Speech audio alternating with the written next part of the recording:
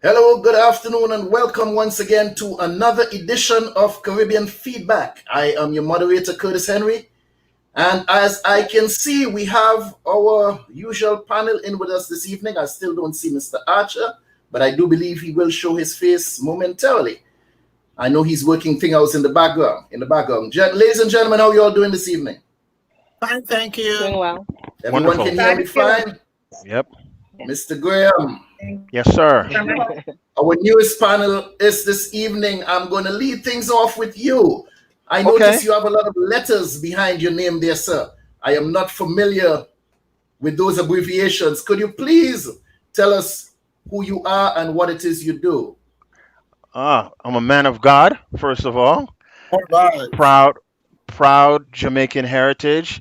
You know, they call us Jamaicans here in New York City. My mom is from Montego Bay, St. James, Anchovy area. My dad is from Robbins Hall, Manchester, and I'm one of three. I have my own private practice here in New York City, in Harlem, and in Bedford-Stuyvesant. I'm also public health consultant. So now with the epidemic, I do a lot of contact tracing. So I have melded the two together. So if I'm not contact tracing or doing something in public health, I am working in counseling and therapy. And I am going to pursue my doctorate. I am a third of the way through.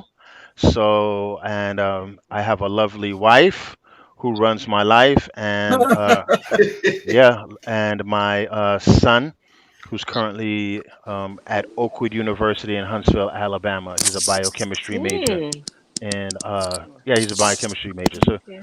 uh, God is good, and I am very happy to be here.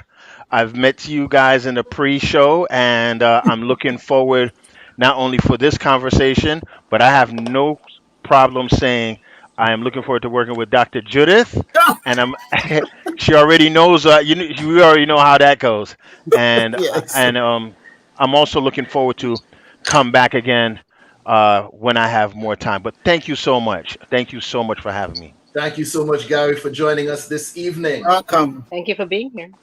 Let us go to our next guest, Miss Welcome. Yadida Yehuda. Please tell us who you are and what it is you do. Hi, everyone. I am recently retired, a public health administrator. I worked for the Westchester County Department of Health for over 25 years. I actually have, I'm a registered dietitian and certified nutritionist in the state of New York.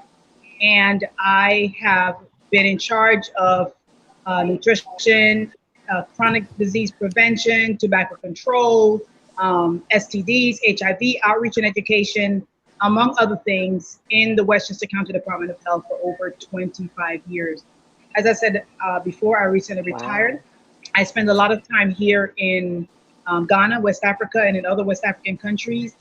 And I do a lot of tours. I'm also a travel agent. I've done from 1986 until now thousands of group tours from people from the Caribbean, from US, from UK, Canada, all over, introducing them to West Africa, to our deep culture, and reuniting them with our motherland. So I have been in Ghana. I'll be here till March. As I said before, I'm in the process of moving from the US. I went to school in Jamaica up until high school, and I did my college and university in New York, in the US. And I am very, very passionate about the well-being of our people globally, all people of color. And so I am an educator in the community, and I created a program called Wellness, Wealth, and Wisdom, which is a comprehensive program that encourages our people to look beyond just the physical health and well-being and more about spiritual, mental, emotional wellness, and create a balance within their lives for that. So, Okay, thank you. Thank you for joining us. Thank you for joining us. Ms. Karen Forrester, please introduce yourself. Hi, everyone. I'm Karen Forrester with Bantu Creations. Bantu Creations offers beautifully inspired, African inspired earrings in great colors, lightweight, handcrafted, one of a kind pieces. I too am very passionate about our topic today. I sort of initiated this topic and it has sort of spun out into what it is right now. I think it's just so important that we learn to value ourselves and stop looking outside for outsiders to validate us as a people. So that is why we've gotten to this point. Back to you. Thank you very much, Karen. Mr. Mark Chase, please introduce yourself to the rest of the I'm panel Mark, and to our listeners. I'm Mark Chase. This is my daughter, Rachel. We have Chase Audit Services where we pull you through when you get into hot water with the government. That's what we do. I am Guyanese. I have a master's from University of Pennsylvania and University of Zurich. That's my story. And you're sticking with it. Sticking with it, 100%. Thank you. So please, Rachel, introduce yourself independently. Tell us what you do. I'm Rachel Chase. I assist him in making all forms of contact with anybody in hot water, and whether they like it or not. And I am currently attending Florida International University over the internet, obviously. And I intend to go into a psychology major and pursue it in some sort of catty corner to audit and forensic psychology, and help people understand why they are who they are and how to be a better version of themselves. Thank you so much. Thank you. Ms. Barnes, Yes, please sir. introduce yourself. Tell us who you are, what it is you do. My name is Judith Barnes. I was born in Kingston, Jamaica many years ago, about 5 years ago. Blah. You need help. I am happy to say the most important thing about me is that I'm a child of God. Secondly, I'm a mother. And after that comes the schooling and all the rest of it. I currently work through the school system here in Georgia as a paraprofessional with special needs children, which is a great honor. I am also an author. I've authored probably 4 books by now. And last year, the Lord showed me that I could paint paintings, pictures. Before that, I only painted my nails. So I was kind of shook up and he said, you can paint pictures. But since then, I've painted over 200 paintings. And I'm selling them, and I am amazed. And the Bible says he'll give you beauty for ashes. I am receiving my beauty. I have a 24-year-old son that is an awesome, awesome blessing to me. He's like me, flawed, but always trying to be better. Thank you, Dr. Judith. Mr. Samuel Archer from Musilog, please tell us who you are and what it is you do. Yes. I like it when it's my time to speak. I could speak all night. I am Samuel Archer, the original, the one and only. Everything else is imitation. I am the real deal. Most deaf. Good day to the panel. Good day to everyone around the planet. This is episode number...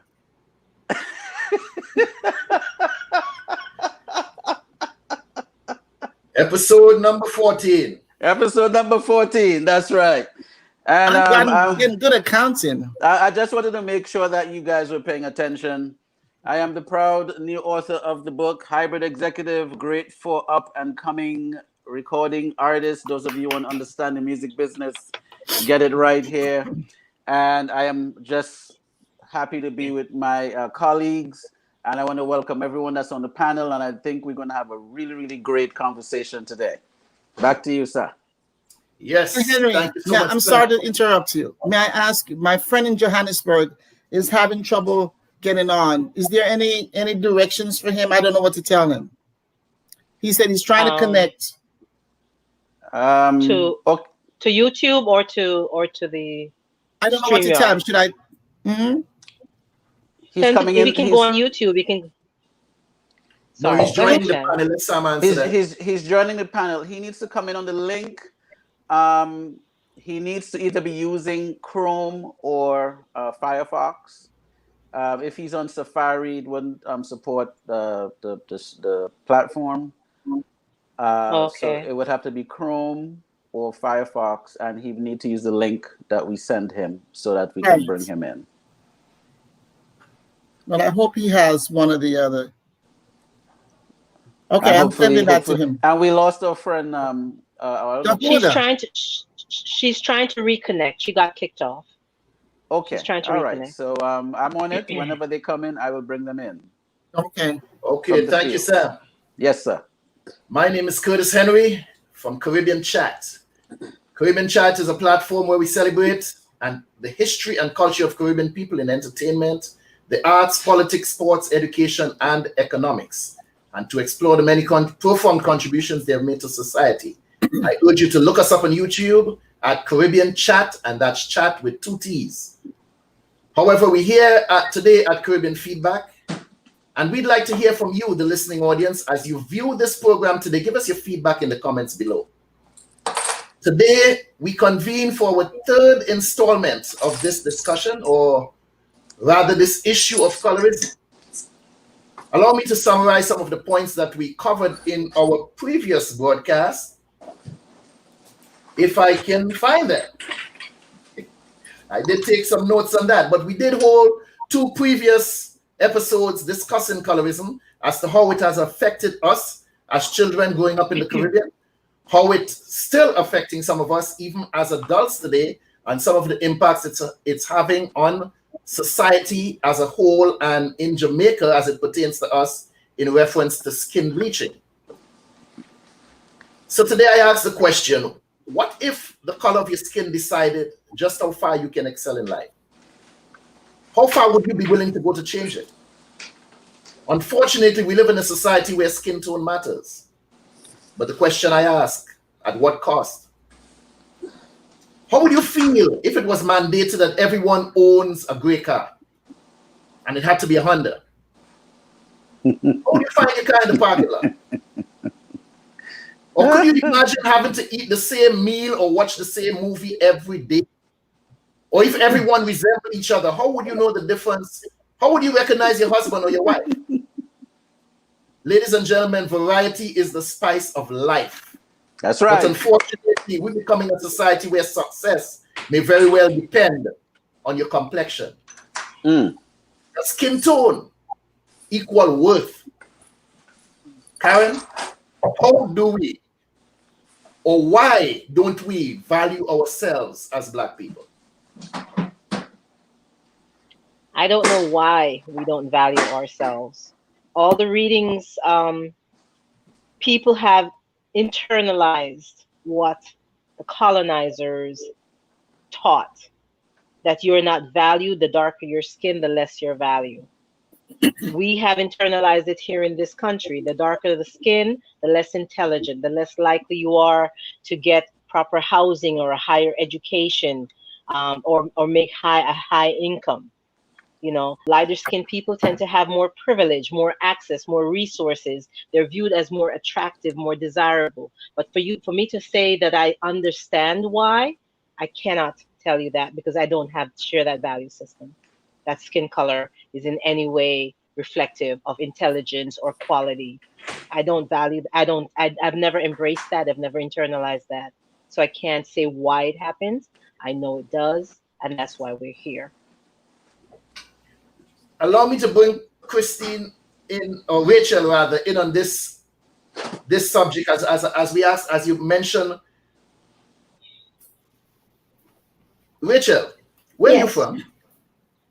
I am born and raised in Florida, and I've lived in Tampa for the youngest years of my life, and then in Miami and surrounding areas for most of my maturation of my life, and currently back in Tampa. And that is your father sitting next to you. Yes, it is. So tell me, in school, have you ever received any preferential treatment based on your skin tone? Some would say yes, some would say no. I cannot say that I have directly seen anything as far as preferential treatment, but that may also be because the majority of schools I have attended over my school history have been majority Black schools. So that may have negated any kind of preferential treatment that I may or may not have had. How do you identify yourself, as a Black girl? I identify myself as Black. I identify myself as any number of things. I simply am me. So it's all thrown into one pot. So and that's how I came out.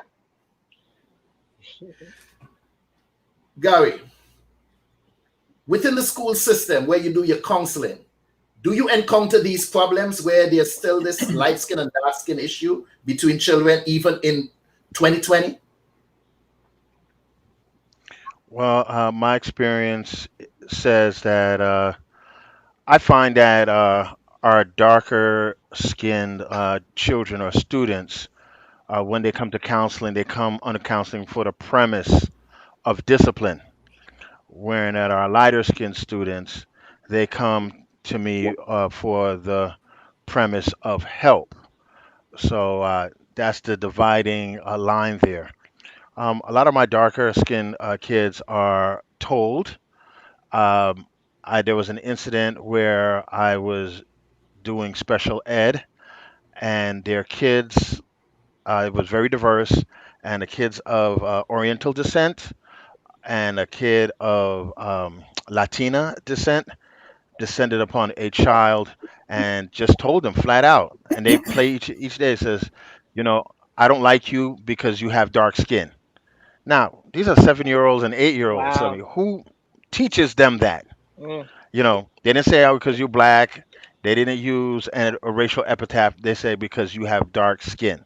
So, so that's where you see the dividing factor, and we just keep it moving in a way, and I try to embrace my kids and try to bring them to the center that we're all one.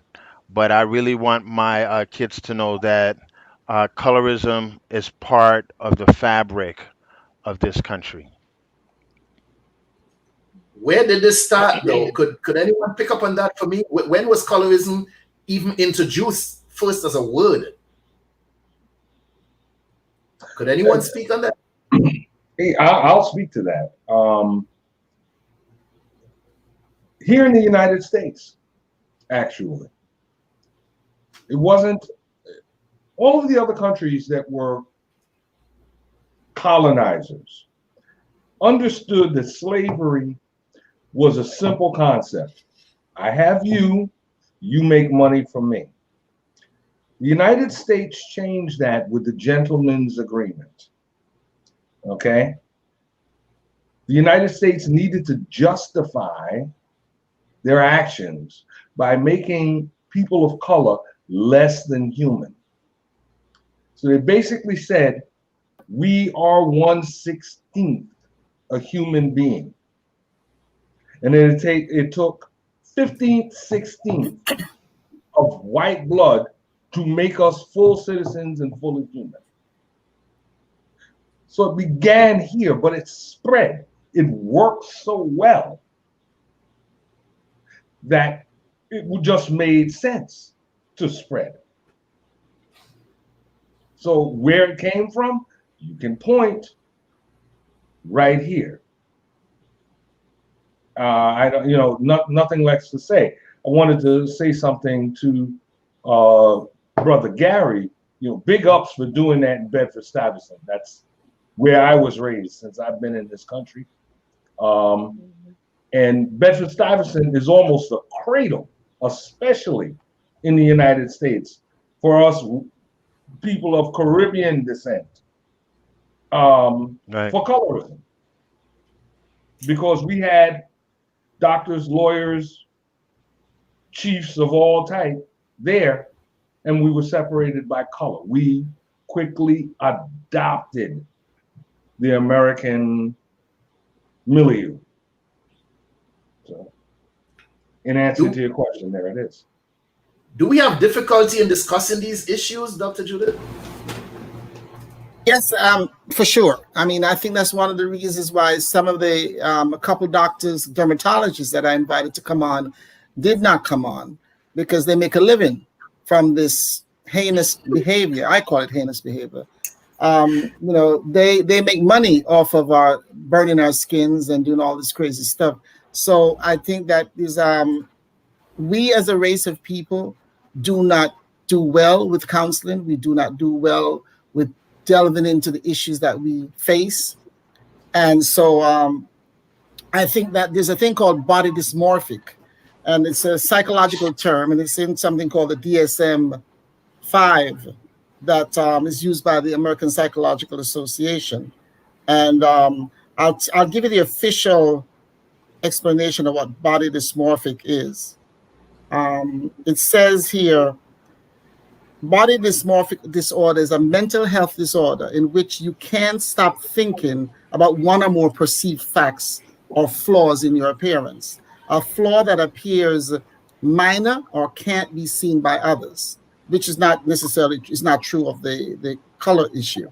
But you may feel so embarrassed, ashamed, and anxious that you may avoid many social situations. And so in body dysmorphic, it's not the nose is too big or the ears are too big or whatever. It's the actual color, which is worse because it's so much, it's the whole thing encompasses the color. So the thing is that in order for something to be fixed, we have to first admit that it's there. So most human beings have a problem saying there's anything negatively wrong with them. They can always say it's you, it's them, but it's very rarely me. For Blacks, whatever history, and I'm in agreement with what Mark said, I believe that the American agenda with color spread all over Europe. It created so much madness that even at a time in England when Blacks were, I would say, accepted, and I use that word loosely, once the Americans got a hold of them, they started acting the fool also toward Black people. But the problem is always the individual. If I have a pimple and I deny it's there, I'm not going to go to a doctor. I'm not going to go to a dermatologist to get medication because I don't admit it's there.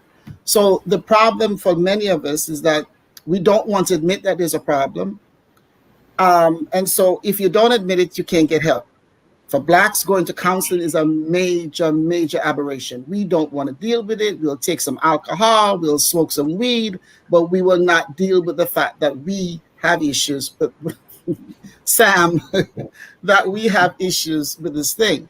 So it's a matter of denial. Plus, America is very great on denial. If you look at our current political system and what's going on, it's mass denial. We will deny anything that makes us uncomfortable, anything that makes us feel less than, we deny it.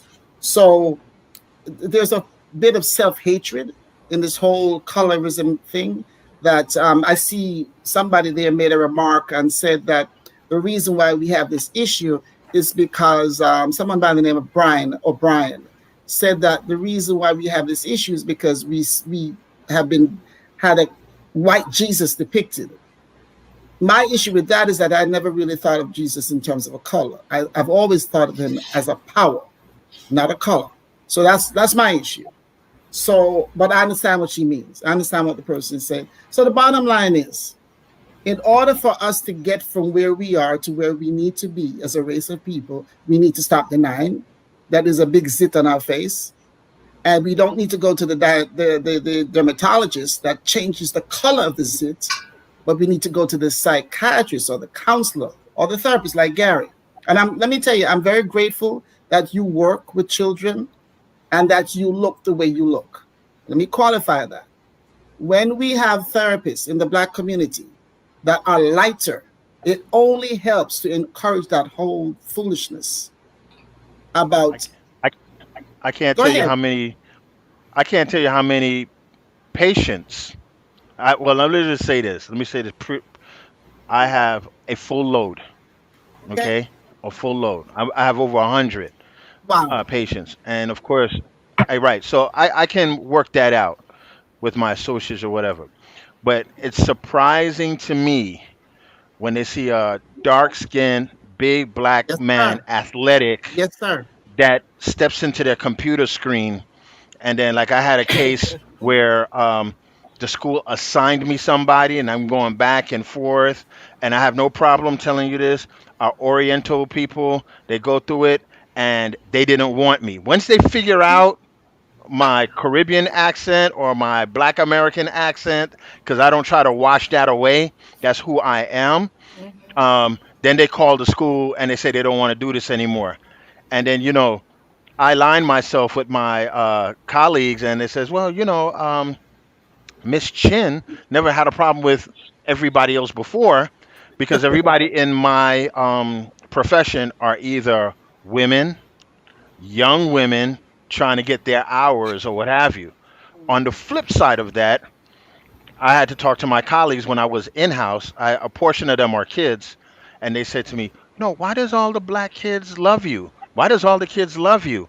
And I see you have all these letters behind your name. You obviously qualify. What makes you better?" And I honestly asked them, and I give them an honest question. I said, "I'm a black man, and there's no black people, men, in the classroom. The only black people you see is a school aide."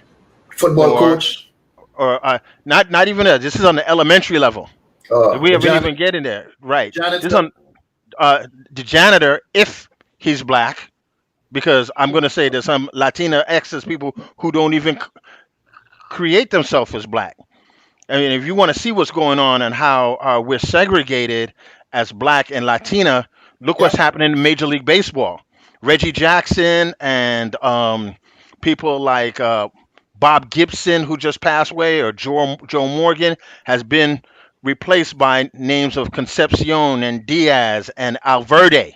And those names, because there's a language barrier. But I could get it, Sam. You could have me talk about that at another day. But the point being is that when they see, so they asked, I said, "There's no problem. I'm a black male. You understand?" And let me just put this into it. Colorism is so deep. We have some black aides and black janitors or black crossing guards. They have been, uh, what's the word? What's the word? Controlled and taught to be gatekeepers of colorism. Mm. Don't even start with that. So, we see them, and our kids do something wrong, and it's like, go to Miss Carol so she can talk to you. Miss Carol is not a counselor. Miss Carol is a school aide. You know, go to Mr. Chase. Mr. Chase is a crossing guard. He's not a counselor. Go to Mr. Sam. He's in the cafeteria. I mean, you're not equipped for things like So that. So, Gary, are you saying that they do not even recognize your credentials just based on your color? no, they recognize my credentials. Yeah, but they do. But when there is, and I think Dr. Judy could speak to this, they expect miracles. Our community don't know. I can't fix your son or your daughter in one session. You know, it takes 7 or 8 sessions. I got to get to know you or what have you. In fact, when they see my credentials, they jump at me. But then when you get into it, it's like you don't want to pay the deductible. They wanna then they look up my credentials, and by the time they get through all of that, they realize that I'm good at certain panels. It takes me 6 months more to get on a panel, But by the time I get on the panel, I'm scrutinized so much. That's why I overstack my caseload. I lose two today and I pick up four tomorrow. Yeah. And our own black people models the behavior because, and I'm going to say this, and this is going to hurt, and this is where self-love and self-hate comes in. You know, you give me and people like Dr. Judy or Mr. Chase, who does finance, you give us this high, lofty goals. You watch so much TV. You expect us to take care of things, but you don't pay your bills. You want people to buy you sneakers. You want people to do things for you, but then if we make a mistake, they easily cut us off, and that's only projection because when our own people make mistakes, we don't get the time for flexibility. Just like our president, Mhm. who could fail over and over and over and over again, or white males could fail over and over and over again, they get the chance. But people like Miss Judy or myself, we don't get the chance. We're going to get one chance, and the same chance that you give other disciplines, you need to give us the chance. We need to get to know you. I know I said a mouthful full, but this is the truth of what's going on. But You, do you You find, Gary, that reminded me our of something, children, Gary. do you find that our Very children important. are hesitant to go to counseling or even accept that it's oh real, yeah, that it can in fact help? oh yeah, because counseling is like going to the principal's office, but it's just a softer version of that. Then again, I hate to put this in, Mr. Chase is the crossing guard, Miss Judy is in the cafeteria, and Mr. Sam is the janitor. You understand? So we're our softer disciplinary people.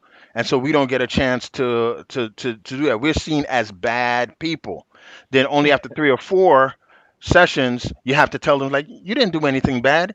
Yeah, my friend did the same thing and he didn't get in trouble, and I did the same thing, and I'm asked to walk out of class. So what happens is that instead of seeing me, they dismiss you.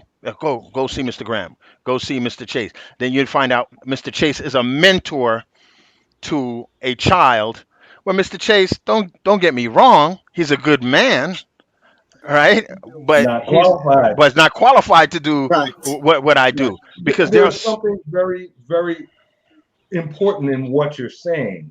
There's a saying I grew up with in Portuguese. Portuguese is my first language. Mhm. El mejor vaquero es el vaco. The best one to watch the cows is a cow. Right. Okay, and Yeah, it's very simple.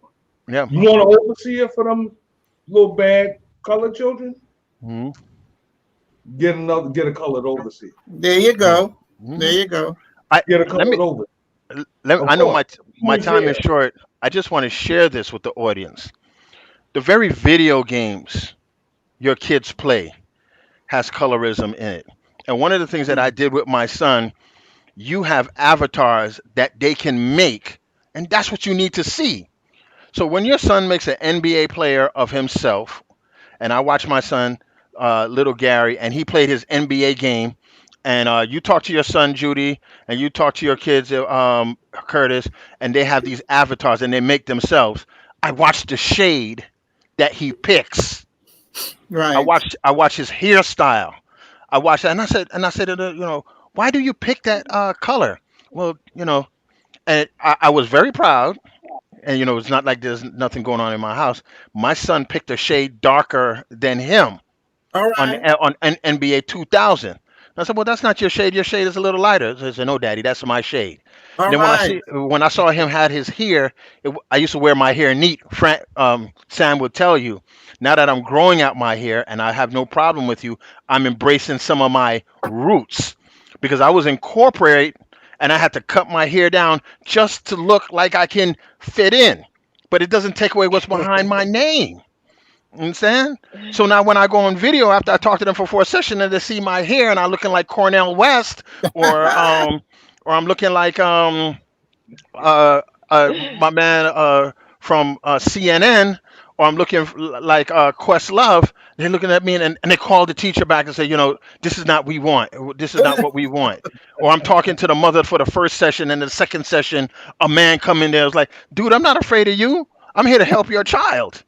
You know, Or I had a famous doctor that made me. I talked to the mother for 7 sessions, wouldn't let me meet the child. These are the subtle things, but yet they'll tell you, and this is what I hear. They see me on LinkedIn and say, "Oh, you're such a smart guy. You have all of these letters behind your name."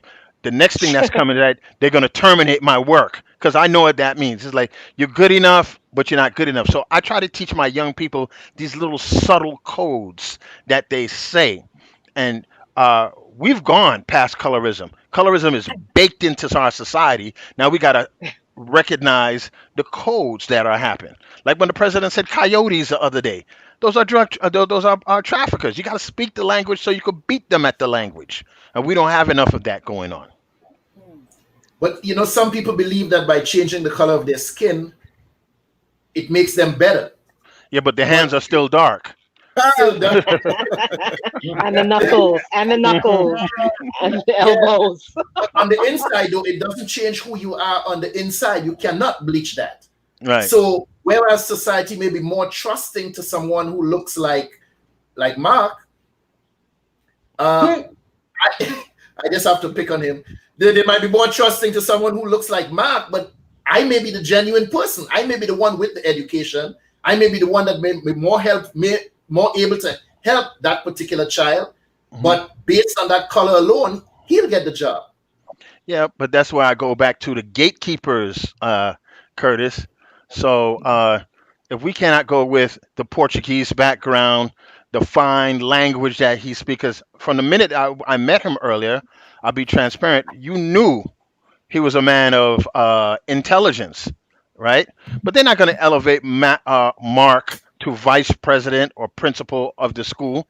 Some 29-year-old is going to take that spot, and Mark is going to be and he's going to be the assistant principal in charge of discipline. Yes. I will And say this. right, Yes. My brother just retired from the New York City school system. right. He was a principal. He ran the small schools. But note where he ran it. In New York State, in Mount Vernon, predominantly black. At the East River Academy on Rikers Island. Hmm. And in District 9 in the South Bronx. So he was head man in charge of everything Hmm. that was black and Hispanic. Hmm. That's Well, what tends to happen. look, What you're saying is Allow me on to point. allow me to bring Sam in on this conversation here, because one of the things that is responsible for the way our children think are the images that they see on television. Could you, Sam, talk to me about biases in the entertainment industry? Well, the mere fact that major labels, you Yes. guys hearing me? I can hear you. Yes, yes. Yes, yes. Oh, okay, great. I saw you doing so. All right. The mere fact that record companies pretty much had what you call a black department, it meant Ah, that wow. even within the realm of the Never heard of music that. industry, you have the black department, the urban department. There's always some little keen word. And I always remember when Marvel, the mega company right now that owns the Avengers and Spider-Man and Iron Man and all of that whole franchise, they were on their way out, and a black character had to Blade, save them, Wesley Snipes. which was Blade. Blade came, yeah, Wesley Snipes licensed the character and did Blade. And Blade is what saved Marvel. Fast forward to last, was it 2 years ago? What big movie we Black had that Panther. broke Black Panther, the yo. records there? Black Panther. So it's this whole thing is colored. But what I want to focus in on, I'm looking at the time really quick. I want to focus on Matthew Knowles. You guys will know who Beyonce's Matthew Father, Knowles yeah. is. Father of Beyonce.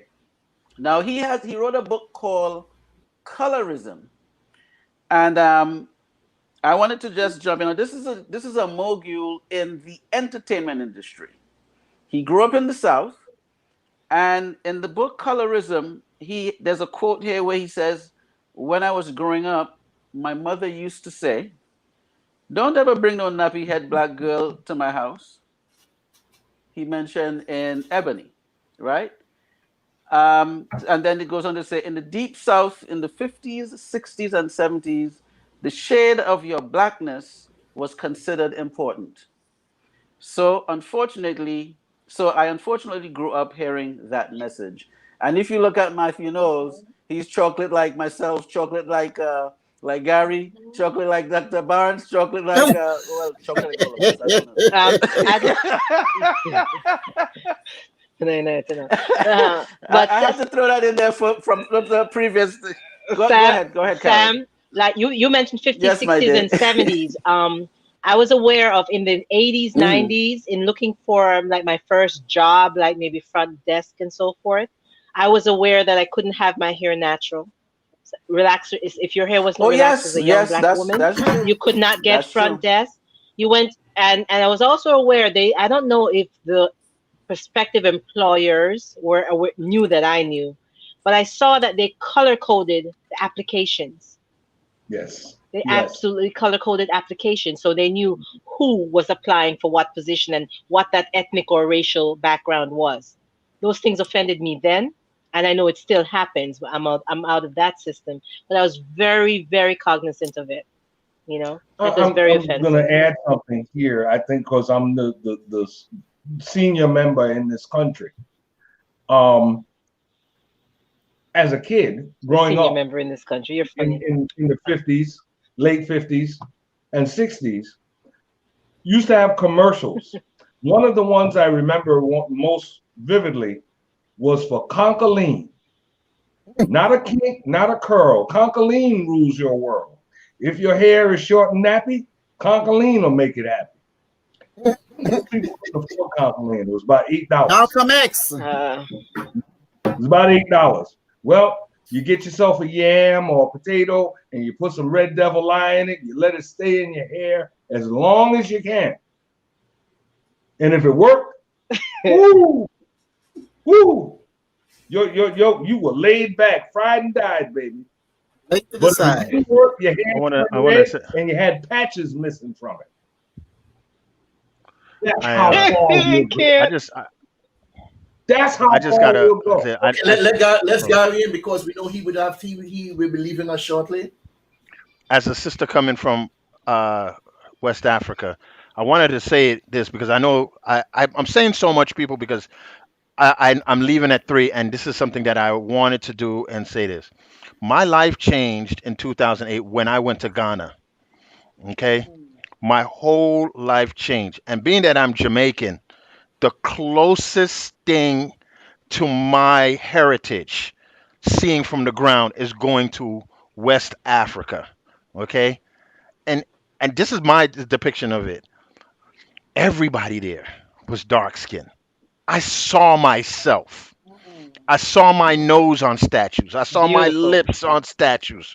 When you know, my biggest takeaway when I went to Ghana, I went to party in Accra. Okay, I've been to London. I've been to Jamaica. I've danced. I'm supposed to be a Seventh Day Adventist Christian, Sabbath or what have you. But I caught myself dancing out there, and they talk about it's the best place to party in the world. Accra, my people. Accra. You want to impress somebody? Go to Accra and see the nightlife out there. So there's just a hidden agenda that colorism has between yourself. And I'm gonna share this last thing for you, and so you can mix the pot. My wife is light skin Jamaican. Okay, prior to dating her, and I'm not making any indictments. Sam knows me for a long time, and I'm just gonna give you the truth. I dated a lot Very of. good. I was attracted to a lot of darker skinned women. I'm chocolate. I wanted chocolate babies or what have you. Right? I didn't end up. And then when I end up marrying my wife, the first thing at the wedding, people was like, "Oh, that's Graham. He wanted to date a marry a light skinned woman so we could have lighter babies. We know we. Oh, you heard about that?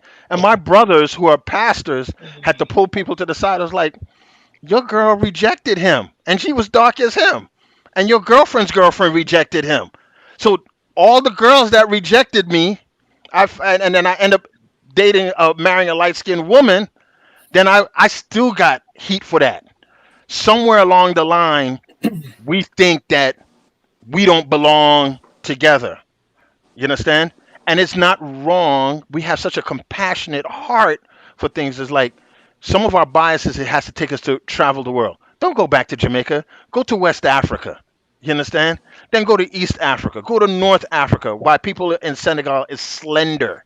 And why you go to West Africa, everybody is darker. Go to El Camino and smell slavery. And then you Mm. understand Mhm. what is and what is not. My mouth full. I'm me done. One, one point. I want to ask you something. What do you, Gary? What do you think are some of the obstacles that is stopping us from doing this, though? Stopping us from achieving this maximum self love. Number one, and I hate to say it, in 2020, our biggest issues is this right here. I am sorry. This is 666. We're bowing down to it or what have you. Think about the filters on Instagram. Think about the filters. All right. Sam did some work for me the other day and he filtered me. He made me look 10 years younger. Okay.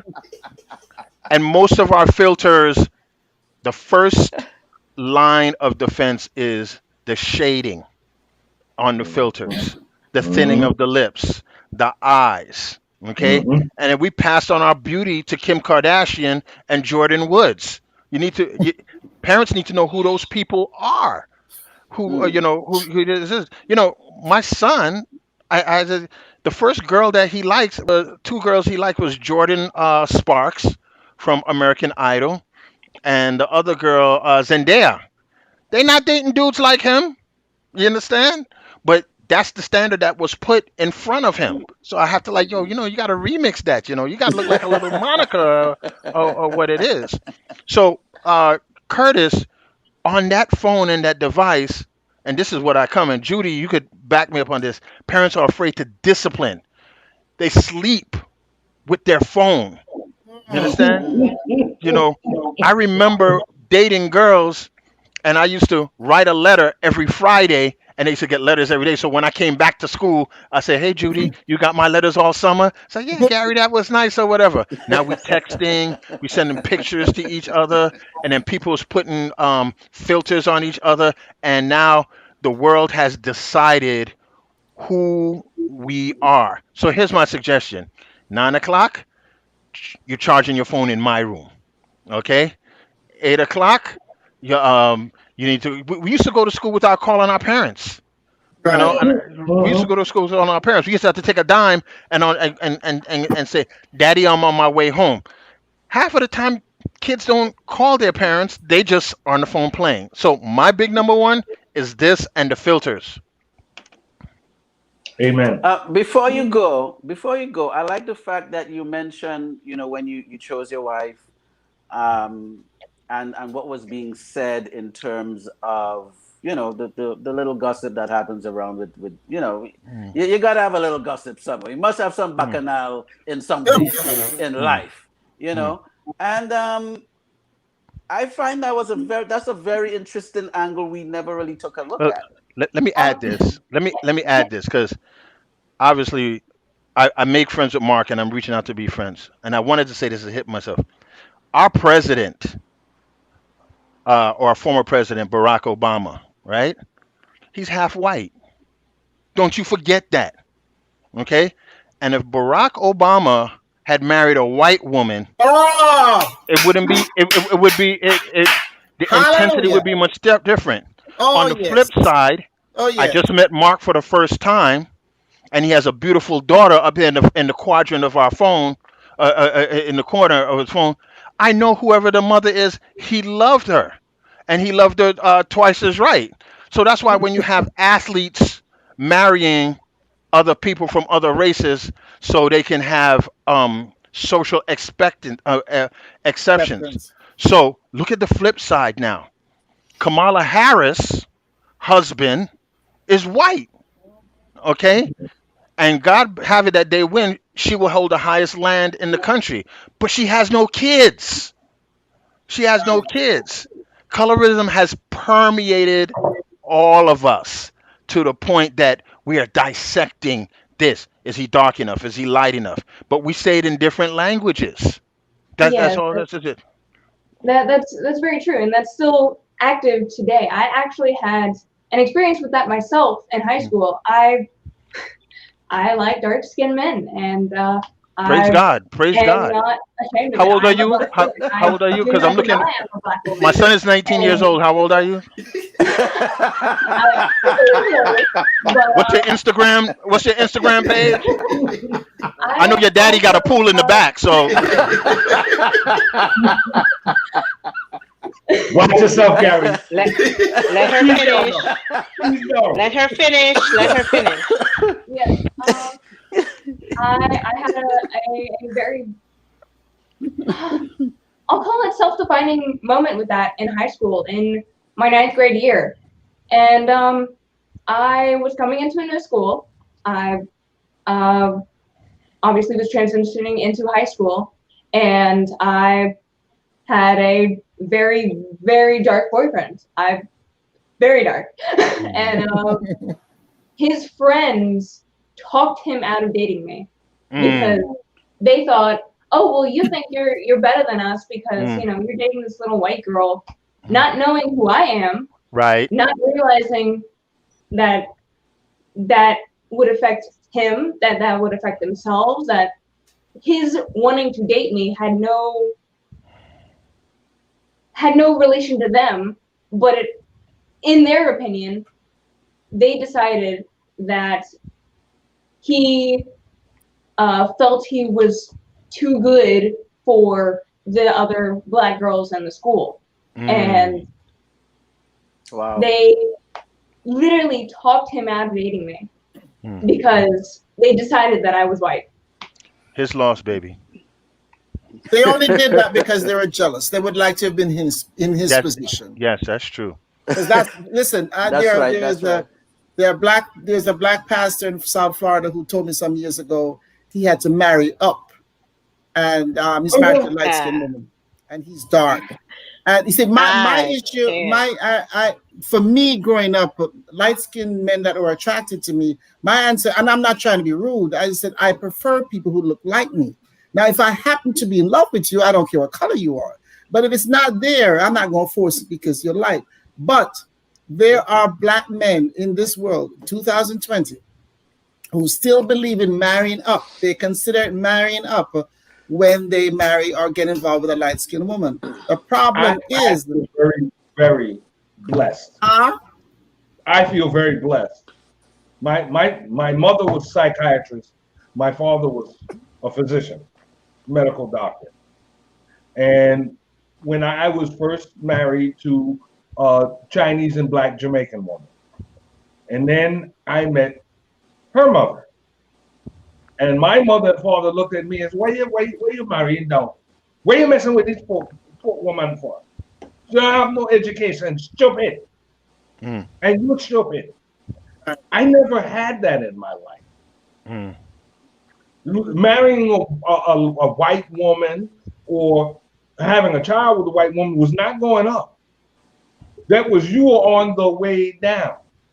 Well, for some older people, they do feel that way. But for the majority of us, Mark, is that anything light is all right. Anything black, you step back, and brown, you stick around.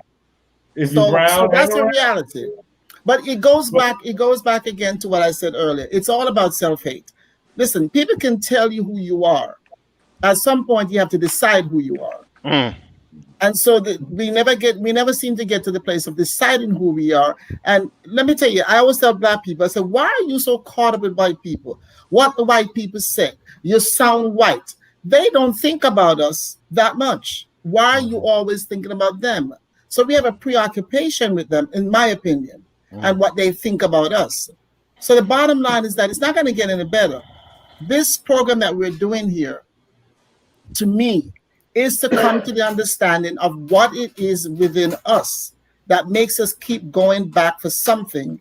It's like the forbidden fruit, for the black man in the days of slavery, and even still now. That's the prize. If you can get a light-skinned woman or a white woman, you're really saying something. So that means that what it says to me, somebody here said about our psyche. And there, somebody keeps saying about it's our belief in our God that makes us the way we are. I'm not necessarily buying that all the way, but what I'm saying is that if we are so intelligent, and we are, and let me tell you something, we're such a powerful race of people. That is my greatest annoyance at Black people, that we will not discover who we are, that we will not discover that the white man actually wants some of what we have. And we are so busy trying to change what we have. And until we come to the point where we say, I am enough as I am. So that's where I live. And I've been this way even when I was 17 years old, 15 years old. I like being natural. I like having my hair like this. I resent trying to be anything other than who I started out as. So we have to come to the point where we say, enough. This is what I am. This is what I want to be. Go ahead, Sam. No, Sam was just testifying. I was just saying hallelujah. So okay, I know Gary has to leave us, so allow me to just mention one thing here, Gary. Since you are about to leave, please give some information, maybe some social media information as to where people in New York can find you outside of the school system, where they can contact you for counseling or for help regarding issues like these or whatever else they encounter in school. Sure. Sam, be so kind. Look, you can find me easily on Psychology Today. And if you go to Psychology Today, look up for Gary Graham. I'm going to put it in the chat on both sides. So you can put it up. I put Psychology Today / Gary Graham. I also have a blog, and I'm going to also put that in the chat. And I also write articles. And most of all, Curtis, I thought I get a chance to speak at a lot of churches and a lot of schools and a lot of small groups. So combined with the fact that I have private practice, I'm going to say this. This is another story. I tried to waive the copayment because the wealth gap in our community is bigger. I try to work with the deductibles. We can work with that. I work with the insurance company. I send them back to what they call the employment assistance program. I qualify for all of that. So there's no reason that you can't see me. If I'm not good enough for you, I send them to Dr. Judy. And that's not good enough for Dr. Judy. Dr. Judy send them to somebody else. That's how, that's how we meet. But the best way to get me is Psychology Today. And they say look for a therapist. Look for Gary Graham. My name is spelled with 2 R's. And before I leave, I'll put it in there. So I just got to tell everybody, Brother Henry, it was great to meet you today. Sister Karen, you didn't say much, but I know by not saying much, I know you embraced me. Thank you for having me on the program. Mark, I already love you. And I'll be reaching out to you so I can get my my next tax break and that money coming in for that new PPP. And Dr. Judy, I'd like to have your hand in marriage, and you know where to find me, girl. It's a privilege meeting you. I appreciate you. Yeah. I appreciate you. Thank you for being here. Yes, Thank you. Thank you so much, Gary. All right, I'll be on for a little bit, and I'll just put the stuff in the chat, Curtis, and I'll just be around on mute and let the program go, and then I'll slip on out. Right. Okay, thank you so much. Right. Okay, Well, I'd like to go ahead. Go ahead, Sam. No, I was going to say, Gary, I'd like to, get in touch with my brother, Dr. Lance M. Chase. Okay. He is on the board of the High Bridge Board of Education up in the Bronx. Hallelujah. Contact him. I will give you all of the things. He's retired from the school system now, but he's on everybody's board. What's your fee, Chase? Because I know you're a man of money already. There is no fee. Okay, Gratis. I You got you. get one pass. Just one. One pass. You guys are crazy. Please do reach out. You're doing great work, All right. in particular on the subject. I'm sure my brother would lead you and help you get wherever you wanted to go. Thank you so much. I love you guys already. And sister Okay. from South Same Africa, I here. mean West Africa, God bless you too. I'm coming to Accra to have parties. Thank you. Thank you so much, Gary. Allow me to welcome Sister Yadida back into the conversation. I'm so sorry you got kicked off the program. Welcome back. Welcome back. What I'd like for you Thank to you. do, if you can discuss with us some of your personal insights and experiences that you experience over on the continent where this issue is concerned.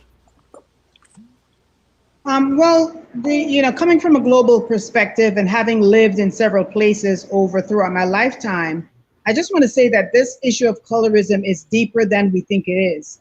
And it's very alive and well in West Africa, in Nigeria, in Ghana. Everywhere you turn, you see the evidence of bleaching in both men and women. And this colorism shows up in several areas of our lives, including our health and our well-being. And I think if we want to address the problem and eradicate that problem, we have to first look at how we got here. What is the origin of this problem? And we have to go way back to when the enslavement of African people were being planned. And the Europeans sat down and decided that they were going to colonize Africa, enslave Africans. So in order to do that, they have to tear down or help us to tear down the structures that we already had in place and then insert some falsehood. For instance, insert the falsehood that, Jesus is white, therefore God is white, therefore white people are gods, and it's all psychology. If you think that your God is a white person, blonde hair and blue eyes, then you are going to aspire to be and look up to that person. And if this religion tells you that you are cursed black and you should be slaves and justified with all of that, in addition to that, during the slavery and after slavery and colonization, there was a lot of rape that happened in our communities, white men raping our women and creating these, what they used to call mulatto or light-skinned offspring. When the colonization fell down and in slavery was done, they deliberately set these people up, the lighter skin, to be in their place as the new white people. Not only did they do that, they tore down our institutions. They set up schools, educational systems, and churches that upheld that belief that to be white was right and white was beautiful and everything white was fair, and even manipulating the dictionary to show that everything that's white is beautiful and everything that's black is ugly and bad. Black Friday, you're the black sheep of the family. Black Heart. Black Friday is good. And everything white was pure and beautiful and clean and good and all the angels. And so that has been in our psyche since enslavement, and it continued through colonization and near colonization in every single pillar of all of our educational systems, whether it's Brazil, the Caribbean, Africa. And so these systems have been set in places as deep pillars, and they are deep rooted into us as a people. And sometimes they're so deep rooted that we don't even think about it because it's become automatic. And so in Brazil, you have people who are marrying lighter people so that they can whiten their bloodline. In the US, you had people having this brown bag test. If you're not as light as a brown bag or you're darker than a brown bag, nobody wanted to marry you. And the same thing here in Africa. You have beautiful black sisters bleaching their skin, getting skin cancer, men telling you you're fair. Fair meaning that you're light skinned and therefore you're beautiful.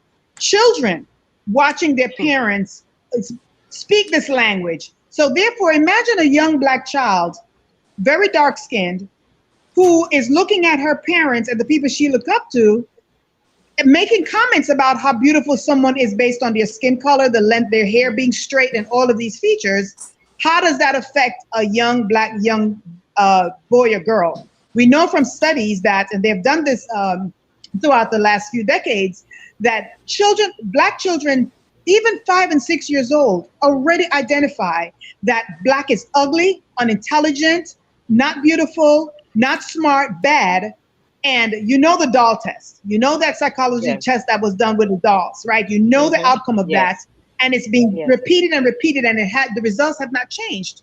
Why? Right. Because it's become so embedded in our psyche that we don't even think about it. It's become second nature. So how do we change this? I had relatives who would tell you you're Black and ugly. They would tell their children that.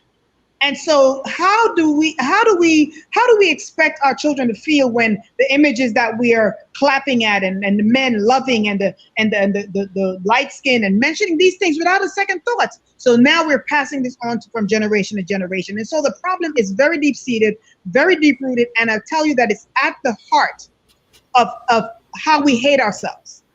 And how we hate ourselves shows up in how we treat each other, how we don't spend our money, we don't trust each other, how we want to look, how we don't think that we are enough because of this deep-seated self-hate that we have. And the only way that we can alleviate and go back is to, as they say in Ghana, Sankofa. You have to go back to go forward. You have to go and look back at the problem. If you have cancer, you can't put a Band-Aid on it. If you have a little scratch, if you don't dress it, it's going to turn into a cancerous sore. And so we have to be bold enough to go to the origin and look in every crevice and corner where this white supremacy has been perpetrated and forced on us, and begin to root it out and replace it with positive images of ourselves. But could you tell us positive speech? Could you tell us who's responsible for breaking the cycle, though? You and I. We are. We are the them. You and I are the we, and it starts, communities and nations starts with individuals, then they grow into families, then they grow into larger families, then they grow into communities, then they grow into cities, then they grow into nations. This is, if you think about Abraham and the Israelites, right? It was the ancient Israelites, which are Black people. If you go back and start reading Genesis, all the way through, you will see that, and bring your map with you. You will see that the original people, the Israelites, civilization started in Africa. All of these people are Black people. The children of Israel started with one individual, Abraham, and his wife Sarah. And they expanded until they turned into the 12 tribes of Israel. And those 12 tribes of Israel multiplied and multiplied until they became a nation. And so if we drill back down, when we have problems and we figure out how do we solve our problems, it starts with individual. Like Michael Jackson said, I'm starting with the man in the mirror. I'm asking him to change his ways. No message could be any clearer. If we want to make the world a better place, we have to look at ourselves, each other. Look at me. I look at myself and make that change. And when I make that change, the people around me at my coattails will actually also make the change with me. We don't need a big revolution. We just need each person to commit that I am going to commit to self-love, and it's going to show up in my life in every way, in my health, in the way that I take care of my body, in the way that I love my family, in the way that I promote my culture, in the way that I support my people. If I commit and you commit and we all commit, and then we share that with the people in our immediate circle, this is how we eat the elephant, one bite at a time. How do we break that mold? Karen? How do we break the mold, Karen? I will. How do we break that mold? I wanted to say this. Where I'm from, and my family is from, in Guyana, is right on the southern border. Right next to Brazil. My first language is Portuguese. There are 472 different differentiations for the color of someone's skin. We have Petito Negro, Petit Flor. We got a name for every color you could possibly be, times 2. And we are, that area is known as Bahia de Salvador, was the direct link from Ghana, because it's straight across, to Bahia. It was the largest slave port in the world. Most of us came through that port. And that, the United States played up on that. In Brazil, they said, no, mix, because we don't have enough people here. We don't have enough people. Look, the French got lost going to Haiti. Oh, you're slaves. We don't care what color you are. You're slaves. We don't care. Mark, tell us how you from that mixed environment where different shades, different cultures, everything. Tell us, how do we learn to love and respect ourselves as individuals of this hue, and at the same time respect others who are different from us, but yet still within the same race? How do we do that? What's the mindset that we have to have in order to, this self-love that we need to possess, and at the same time respect for your fellow man? How do we do that? Understand your history. Understand where you've come from, and you'll always know where you are. You'll always know where you are. I'm not going to change. My mother and father made me. I'm not going to change. Doesn't matter if I cut all my hair off. I can't pluck my eyes out. There's nothing I can do. But I am still a black man. There's a terrible joke that I won't say here, but it's very simple. There's a Puerto Rican, a Cuban, a Brazilian, and two black men on the corner. What does the police see? 5 Negroes. I'm putting it nicely. Okay? If we accept who we are, where we have come from, and my child sitting right here knows who she is and what she is, we have no choice but to respect each other. No choice. Not just acceptance, but valuing who we are. And it's one thing to accept, valuing who we are. And to value. Yes. Man. And to value. And I'm glad you used that word. Thank you. I'd like to add. Sorry. Yadida, are there any organizations? Are there any organizations I'd like to add that. on your side? Let her, one moment. So I have an organization. I'm co-founder of an organization called Bridge to Africa, 360 Degrees. And this organization is concerned and is committed to making sure that we provide education and interactions in our culture so that we can provide the tools and the resources that people need to begin to create the self-love and reach out and create a bridge between people of African descent wherever we are. I'm involved with another organization called Sister to Sister International that's based out of Yonkers, New York. And this is an organization of powerful Black women who now want to empower the generations after them to become strong women, to love who we are. And we created programs. Being a nutritionist and a registered dietitian, I realized very quickly that our chronic disease problems and our obesity problems actually stem from not really loving ourselves enough to take better care of ourselves. And it's more than just the food you eat and the exercise you do. It's a psychological, it's a mental issues, and a lot of nutritional problems and problems with our outer body, for instance, anorexia, bulimia, they're actually psychological issues. And so we take care of our bodies and we love ourselves based on how we feel about ourselves. And so I actually created a program called Wellness, Wealth, and Wisdom for the Mind, Body, Soul, and Spirit that talks about the different aspects of health. You do a self-assessment of yourself. You see where you are in the realm of spiritual health, mental health, emotional health, financial health.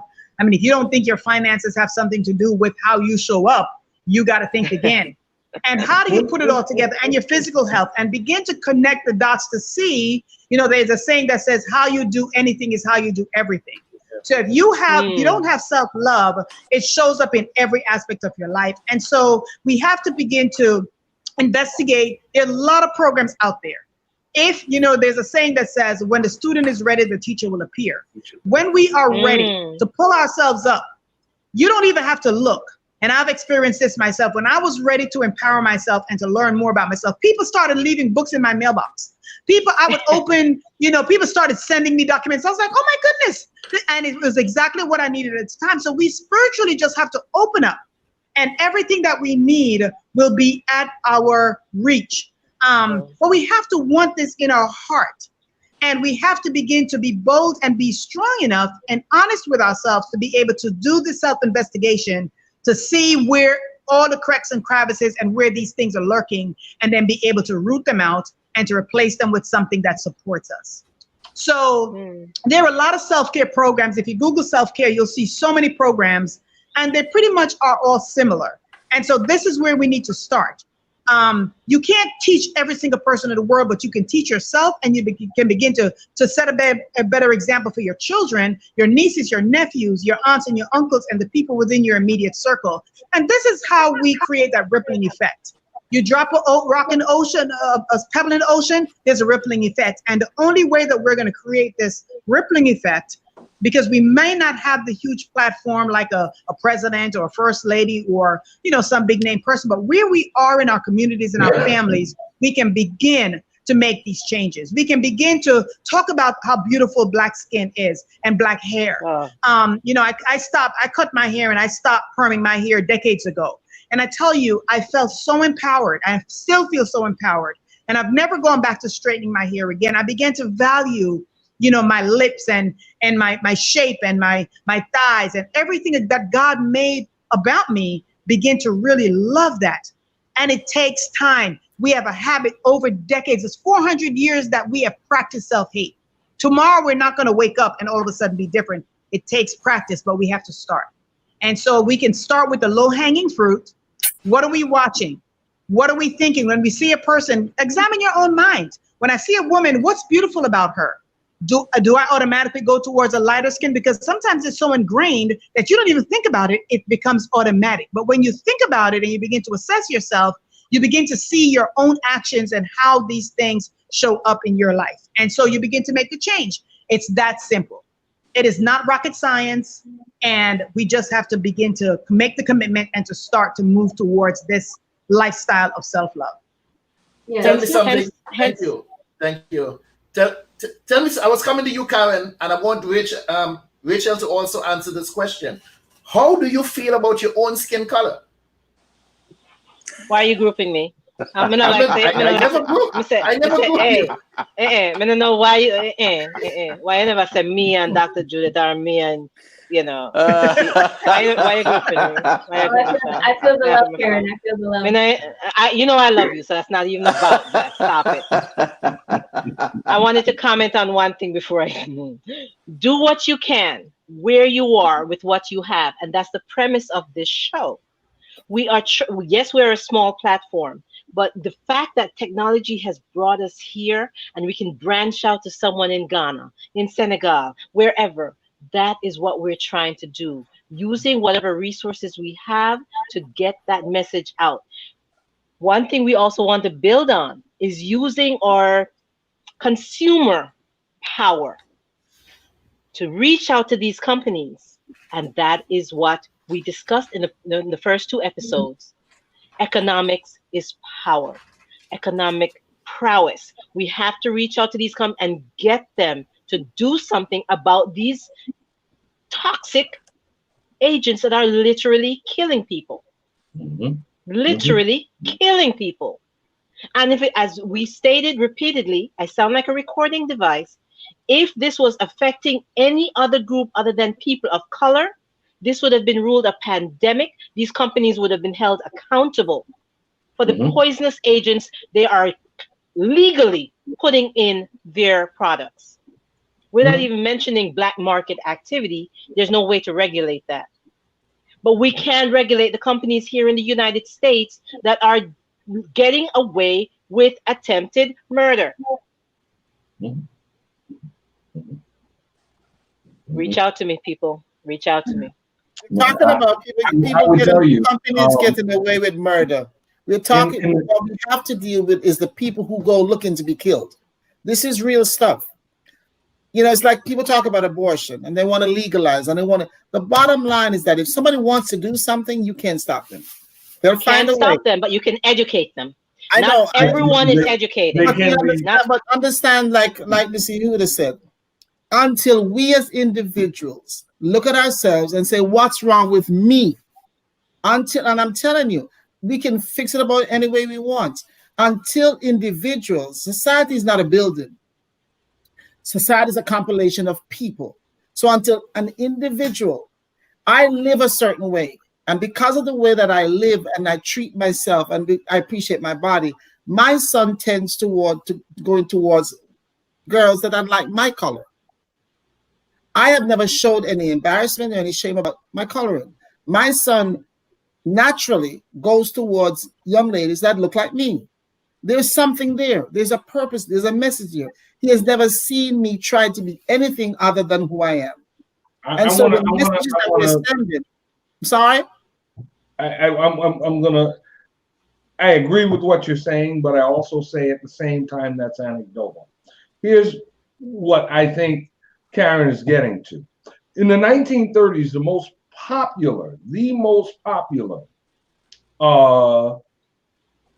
how do you say, cosmetic thing, it was called rosy cheeks.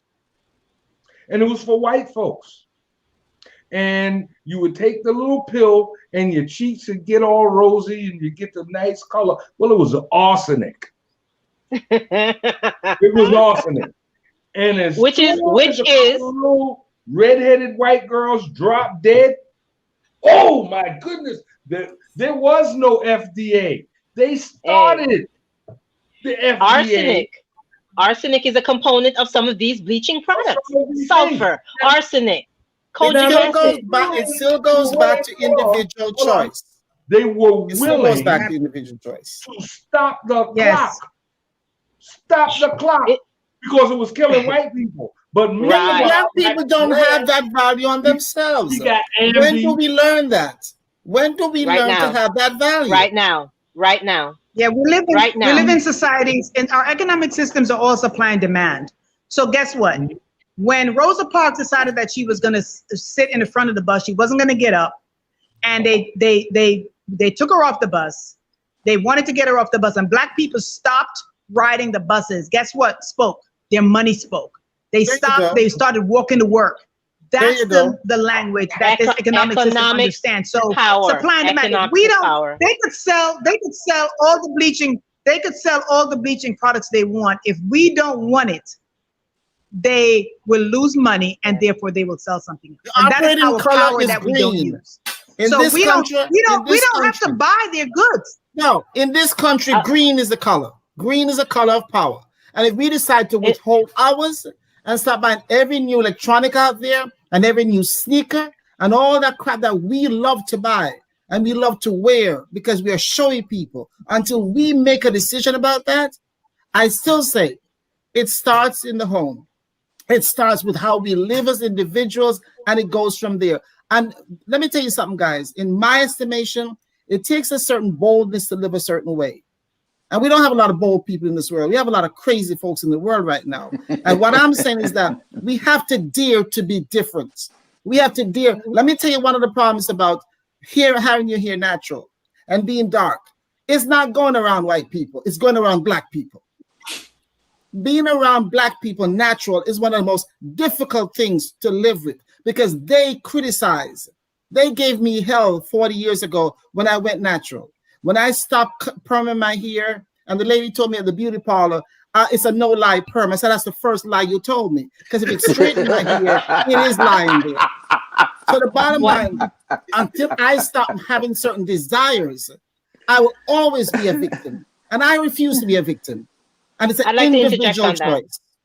It's an individual choice, but you have a lot of uninformed, uneducated people don't know. A lot of people don't know what they are using.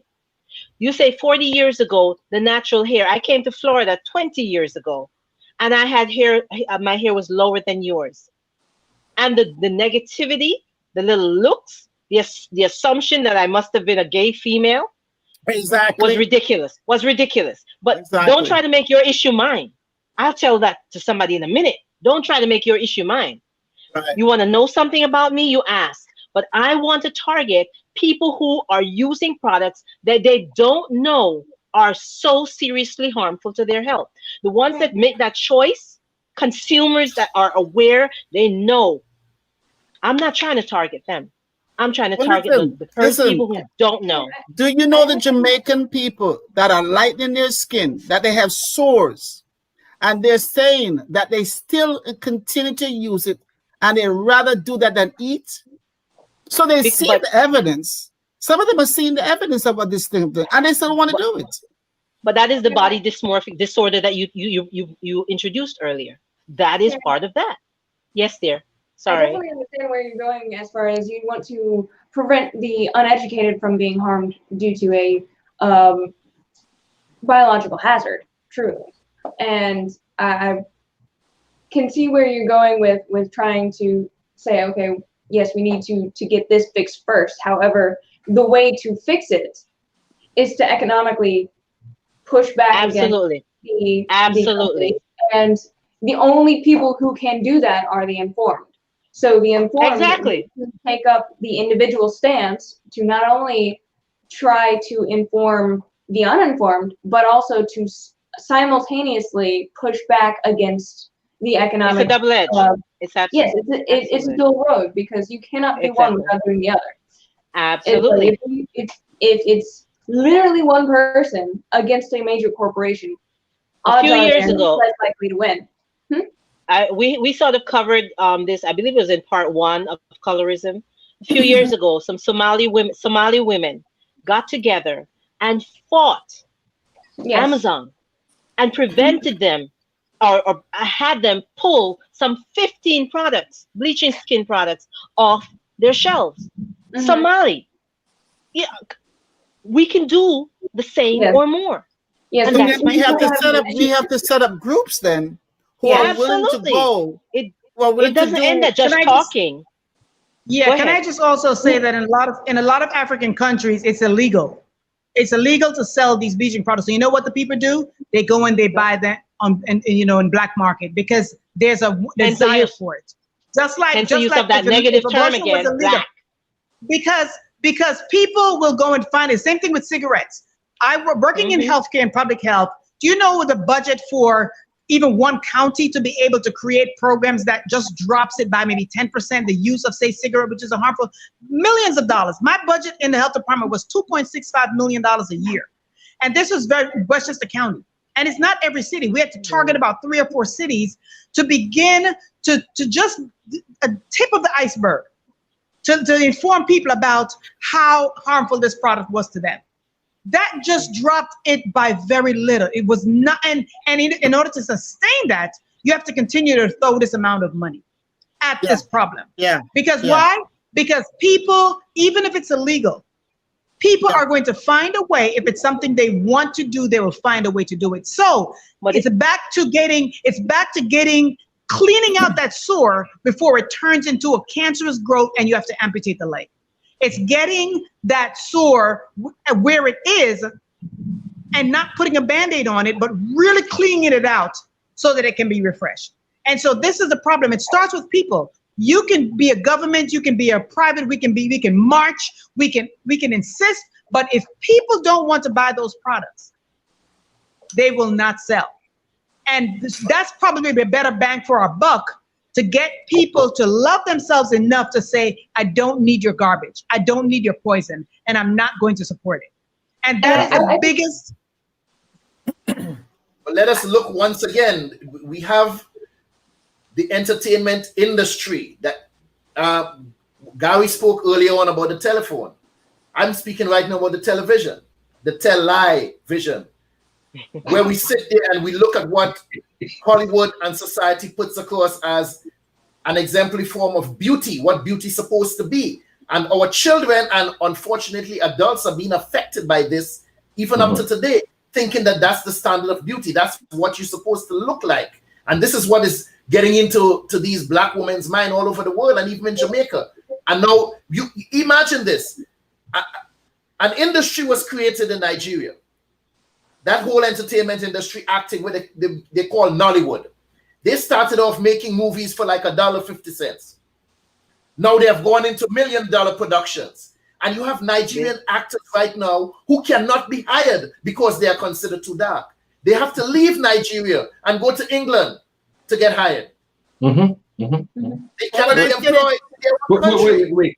I want to ask you a question in particular, Curtis, and you, Samuel.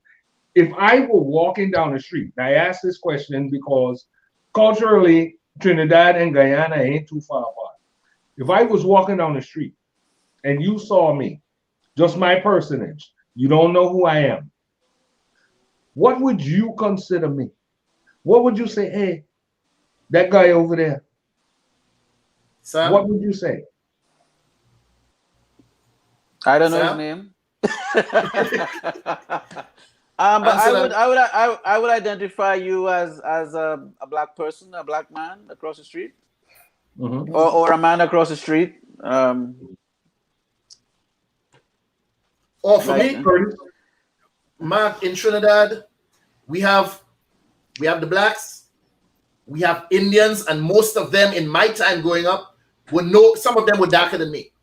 The only difference is the straight hair. I can tell you. Let me finish answering you on this. So there were the black people, there were the Indians, and then you have some what we call Syrians. We put them all there. Those people from Lebanon, Syria, that area of the world, and we had some Asian, Chinese. So to you just a man. We were all Trinidadians in my time. Now there's a lot of racial divide. But you would have been. I can't imagine that because my mother lived in Trinidad, and man, they had more cut up for different people. And I know I was called Dugla. Dugla means of two heads in Hindi. Means I'm Indian and I'm black. Okay? We identify ourselves by those monikers. We identify ourselves. Oh, he Douglas. But even in society today, the Douglas girls are preferred over the black because of that curly hair. Yeah, because of the curly hair, because of the this or the next thing. Okay? This is where Dr. Judith is correct. If we identify with self, now we can sit intellectually on this panel and say we don't do that. What we do. Yes. Thank you very much. This one Cooley, this one Browning, this one. We got every kind of damn name for somebody. Yeah. And in fact, when she goes to a party, they call all the little Browning girl. Is she Douglas father over there? Every time we do this to ourselves. Yeah. I have never identified you as anything other than Mark Chase. I know. But a lot of this, guys, a lot of this is you are the exception and not the rule, sister. But guess what? Listen, somebody's on and made this remark. It's like it's mental health. Let me tell you something. We do things that we're not even aware of doing. And Mark is absolutely correct. There are black people that they see a black person in their midst. If it's kind of dark, if they come in, we watch our own as if we're a threat to each other more than anybody else. We don't admit it. And he said, we intellectualize all this stuff. Subconsciously, we have a fear of each other. Subconsciously, the color, the dark color is a problem. And that is why we stay stuck, because we will not admit that it's an issue. We will not admit that most black folks, in my estimation, prefer light in their subconscious. And until we deal with that crap, until we admit to it, we're going to keep dancing and twisting in the wind. The bottom line is, find out who you are. We need to do a lot of research, as Ms. Yehuda said. We need to find out our basis, our core.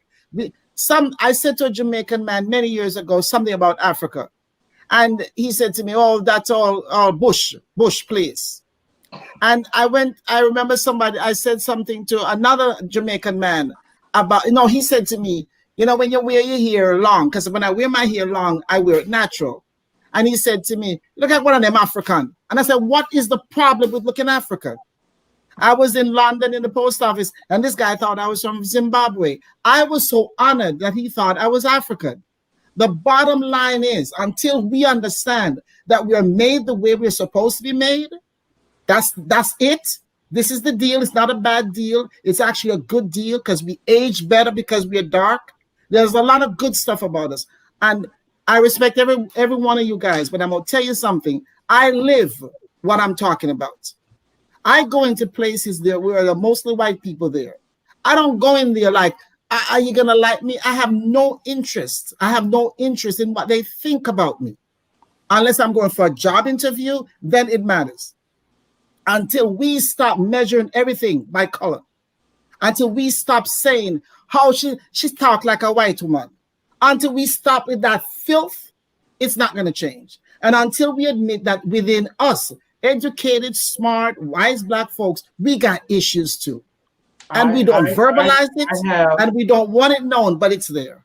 Allow me to bring Rachel into this. I need to find this out. Can I just before you bring Rachel, I just have to say I have another engagement, and so I have to get off. But I thank you guys for inviting me to be on. And I look forward to this conversation needs to happen every week for the next 10 years if we're even expecting to make a dent. And so it's that deep. And so I appreciate the invitation and the opportunity to come and share. And there's so much more that we have to share. Can you send me your email? Can you send me your email? Absolutely. I'll put it. I'll put it in the chat. Put it out there. I'll put it in the chat. But thank you guys, and thank you. And thank you. I would just want to leave you with.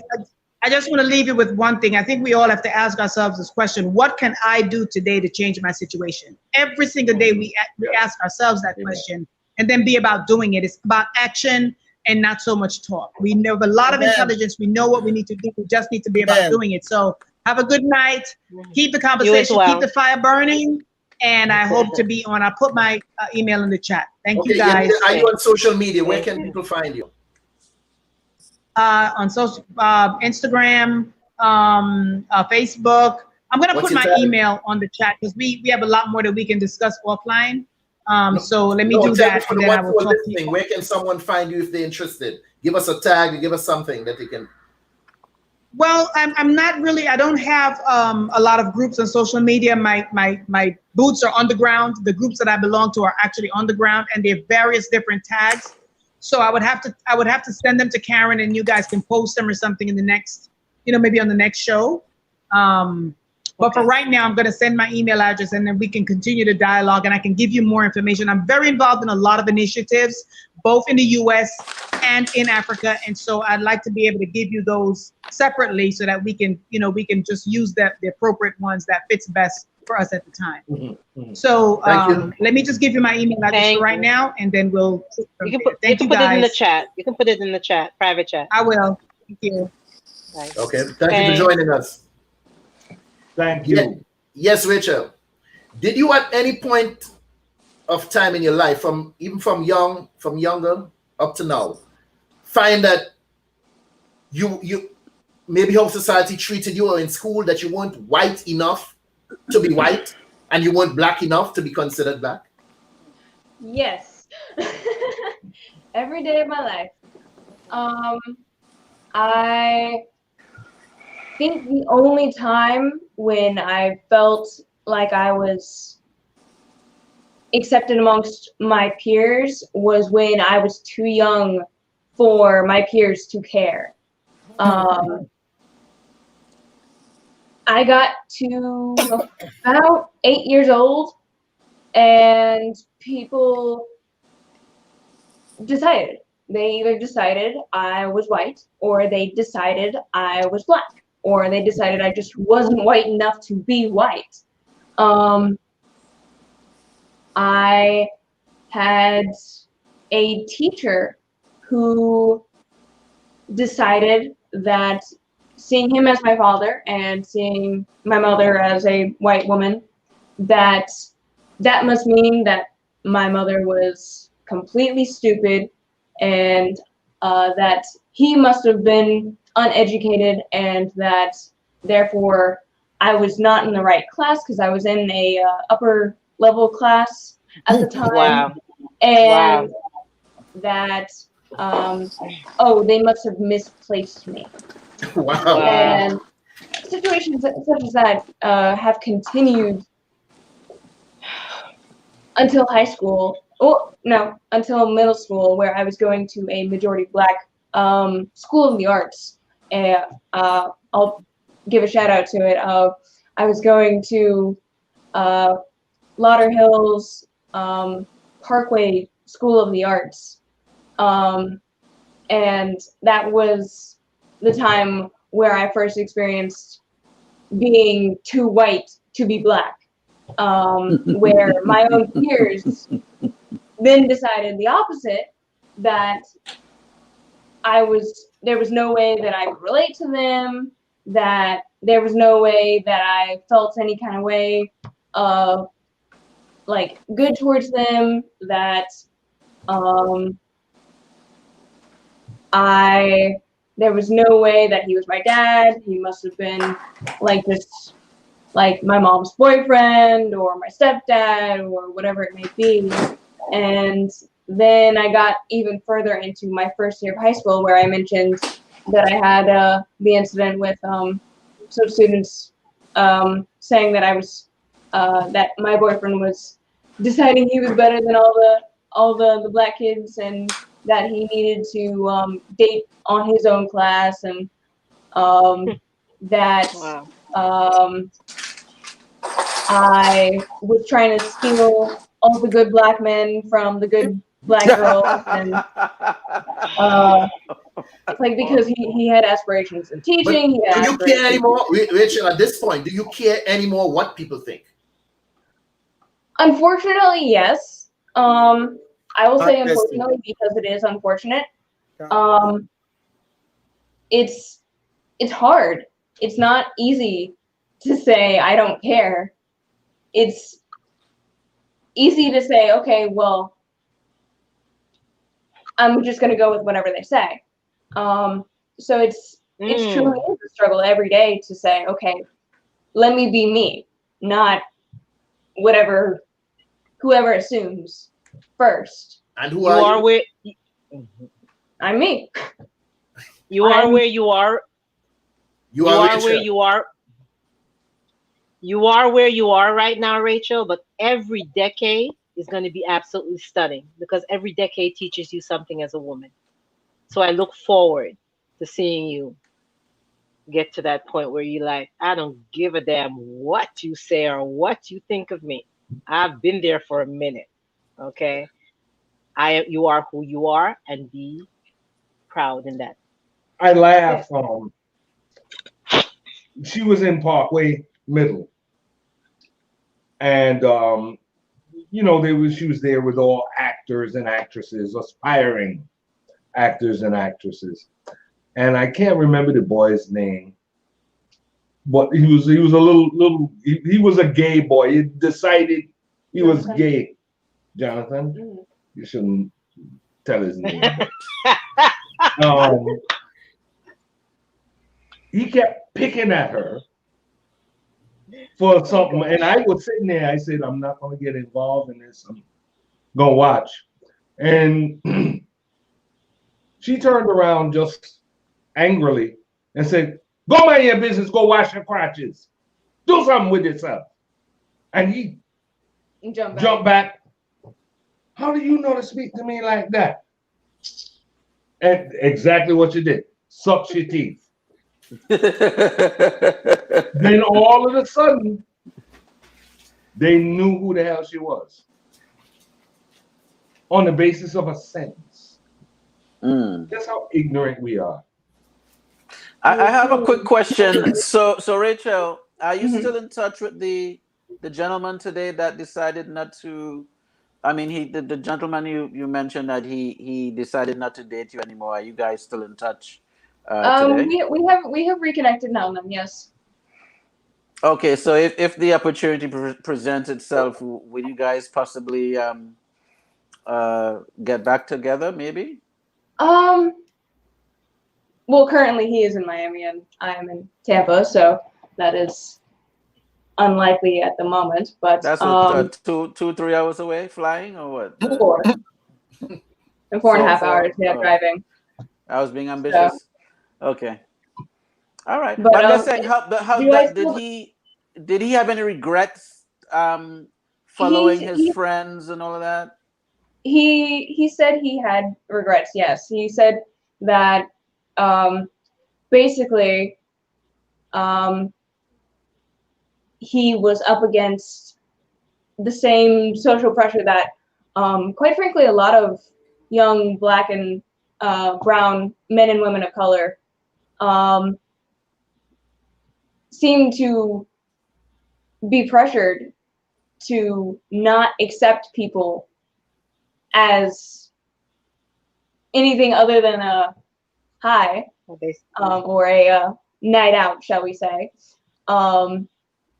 And that if they accept them as anything other than that, then they think themselves better than their peers, their color peers. That he felt that they were completely unshyly pressuring him, saying, why are you going out with that white girl? Okay, maybe she's light skinned, but it's like there's no way that she'll get you. There's no way that you're just trying to get ahead. All these different things, and we need to come to realize that that's what I was going to say in regards to Curtis's question, is that yes, I may feel that I've actually been conditioned to believe, based on my peers and the people that I look up to and respect, that it's like, yes, I'm not actually dark enough. So that's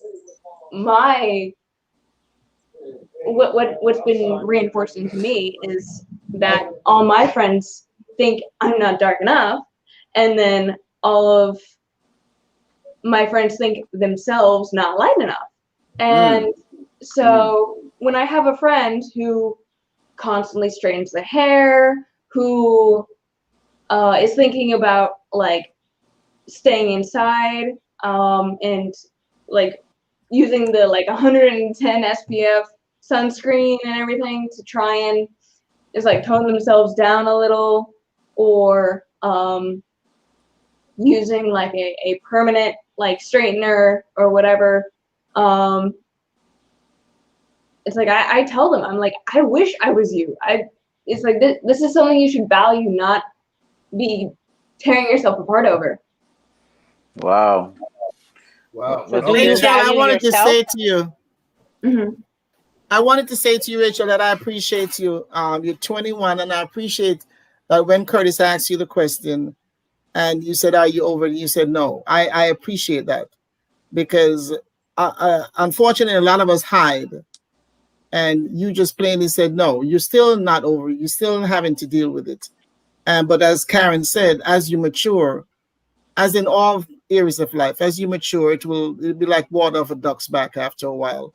Prayerfully, that's where you'll end up.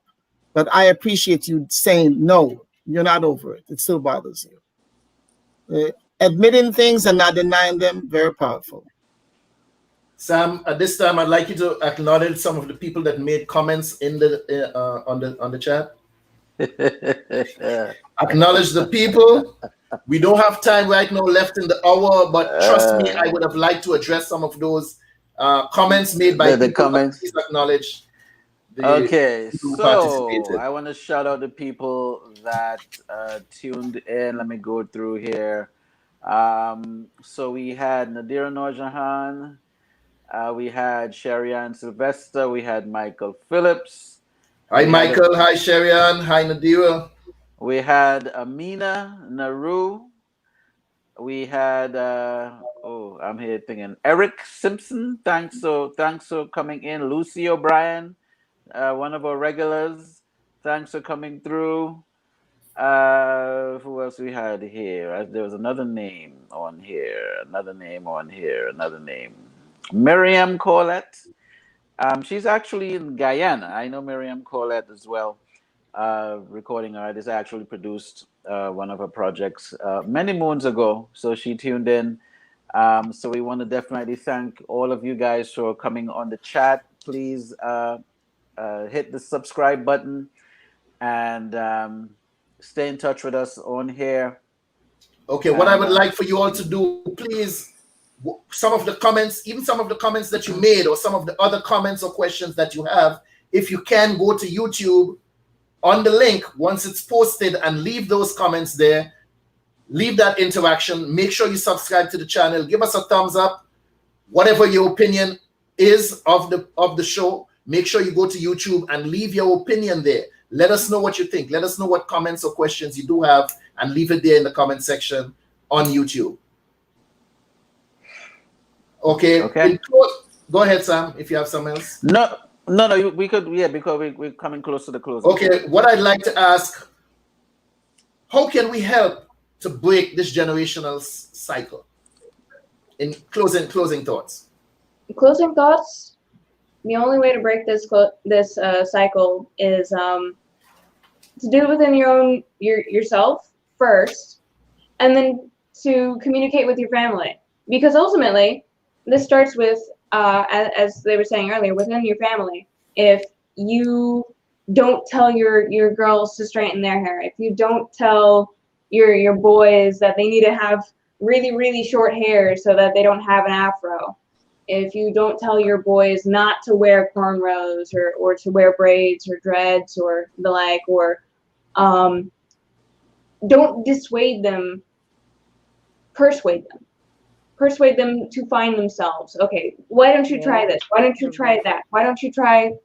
And they can try all of the above. I'm not saying that they may not like that hairstyle, that they may not like having some sort of like lighter shade on their lips, or that they may not enjoy staying inside all day. That it's more that we need to be aware that people are who they are, not some form of society's creation. We need to actively embrace our own families and our own cousins and mothers, and realize that it's like, yes, everybody is a different shade. There are no two people that are precisely the same shade of color. So when you see someone, you have to stop yourself and say, it's not the color I'm looking at, it's the person. Thank you. Mr. Marchis, the question was, how can we help to break the generational cycle? As we close out, let us hear your arguments on that, please. I think it starts right here. I wrote something years ago in Portuguese called El Disapirado, means the disappearing ones. And I was writing it to her and to my other daughters, that one day they'll be on the beach at Ipanema and be standing on top of me and will look nothing like me. But I live in it. And we've got to carry on, and be who we are while we're here. This is where it starts. This is where it starts. And if we don't recognize that, if we don't take heed of where we are, who we are, don't castigate, don't accept the misogyny of the era, we will be fine, because we have survived. We have survived, and we will continue to survive. Thank you. Pick it up from there, Dr. Juliet. Rachel, somebody just wrote a while ago what I said to you, that they appreciate your honesty. So that's doubled. Yeah. I think that I end up where I always start out. I try to be the best me that I can be. And that means that I've learned a lot about myself. I can't be if I don't know who I am. The Bible says, for lack of knowledge, a people perish. I wallow in information about people that look like me. I read things. I visit countries, if not in person, on the internet. I recently went through a whole series of pictures of Africa, different parts of the continent of Africa. Even that, a lot of black folks don't know that Africa is not a country, it's a continent. So I go back to what you said, what you've been stressing, Karen, is that knowledge, information, education is vital. I agree with you. It is important that we do what we're doing here. We continue to say these things, to talk about the fact that these creams and stuff harm our skins and harm our insides. It's important. The CD has talked about nutrition. I constantly talk to our people about eating, and we eat everything. And I'm not a person who's easily liked because I'm always approaching something that people don't want to talk about. But it's important all around that we take better care of ourselves, mentally, spiritually, and physically. And I believe sincerely what I said before. When I grew up in Jamaica, I was called Blackie. I remember thinking as a child, well, they're not wrong. I am black. Now, I'm grateful that I was able to think that and not think that I was less. I have never, ever wanted to be anything but who I am. And I'm grateful for that. I've never, ever wanted to be lighter. I never saw anything wrong with my nose. I don't think there's anything wrong with my ears. And I don't have a religion. My relationship with God tells me that I'm perfectly made, fearfully and wonderfully made. Not perfect in terms of everything working in unison all the time, but for what I am supposed to do in this world, I'm well made. There's no discrepancy in how I was made. What I do with the way I was made is my issue. That's what I have to work on. And I believe that because of the way I live, and I will say this because I know it's true, because I've been told that I inspire. I've been told that because of my attitude, people want to do things differently. So I will say this. I am determined to be disciplined towards being who I am supposed to be every day of my life.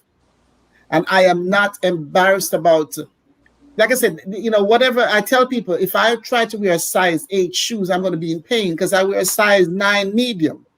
I don't play with things that don't fit me. I don't wear styles that is made for somebody else's body. And so what I do in terms of influencing people is I live it. And I live it out loud. And there are a lot of people that don't like my attitude. It doesn't matter. I'm old enough now. It doesn't matter. So I believe live it every day you can. Live who you are and live power. Live the dunamis power that we have inside of us. And don't be apologetic. There's no mistake the way I was made. And so that's how I do it. And I believe that because of that, I've been told and I know that there are people who are watching. That's the other thing. We have to realize that people are watching us. And the best way to influence people is not so much to talk about it, is to live it. Mr. Archer? Well, what can I say? This has been this has been a topic. This has been a very, very interesting topic. This is our third edition of this topic, and we gave it 2 hours again, and we still haven't even unpeeled, but I think we've unpeeled enough. And it was really I learned a lot in the last 2 hours. The issue in Nollywood kind of shocked me a little bit, in terms of actors having to now travel to get work. Actresses. I'm not sure about the males, but the females. So all these movies were bootlegging 10, 15 years ago. They built this industry, and now the sisters are too dark to be in the movies. Yes. It's amazing. It's amazing. Yes. While I was doing some research, I happened to bounce up on a sister here. Her name is Luri Danielle Favors. I don't know if you ever heard of her before. She wrote a book called Afro State of Mind. And I actually used her quote this morning on my wall, and I'm going to just pull that up real quick. Shout out to Luri for this quote right here, and I'm going to leave that with you guys. It says here, we have to change the thoughts that are in our head in order to embrace the hair that's on our head and, Hey. and love the skin that we're in. I thought that was such a profound quote, and I think it speaks volumes, and that is my 2 cents for this. Thank you More so like a much. dollar. Personally, I believe that a lot of damage has been done over the years. It's something I've dealt with as a child, and it's something that's still prevalent in society today. I do believe that media plays an important role, and me as a filmmaker, I will insist on us telling our own stories. I will insist on telling our stories from my perspective as a filmmaker. I have no interest in remaking Peter Pan. I have no interest in telling the story of the Wiz or anything about Shakespeare. We have enough stories to be told. And as a filmmaker, I will insist on doing such. This brings me to an African proverb that says, until the story of the hunt is told by the lion, the tale of the hunt will always glorify the hunter. Until the history of Africa is told by Africans, the story of our greatness will always glorify the imperialists and the colonizers. Ladies and gentlemen, thank you all for joining us this evening. Curtis, I wouldn't mind having a little comment myself, you know. Oh, wait a minute. Oh, the light, you so light. Yeah, right. In the corner there. Yeah, right. I'm not with you on that at all, and you already know. My little comment will be my my little comment. My comment. How we can break this generational cycle. My commentary is going to be very brief, and it's not really about breaking the generational cycle per se. There are over 100 genes which influence skin color. I read a quote from a book by Lori Tharps, Tharps. The book is called Same Family, Different Colors. And if we could look at that and say same family, different colors on a global perspective, we are the same family, different colors. We need to remember that. We absolutely need to remember that. And stop trying to make each other look like we're part of a cookie cutter mold. That's it. I'm done. Thank you so much. Powerful thought to close out on. Mr. Samuel Archer, Dr. Judith Barnes, Mark Chase, Rachel Chase, Karen Forrester, and I'm Curtis Henry on behalf of Caribbean Feedback. Thank you all so much for joining us. See you all next Tuesday. Peace. Thank you. Bless. Blessings.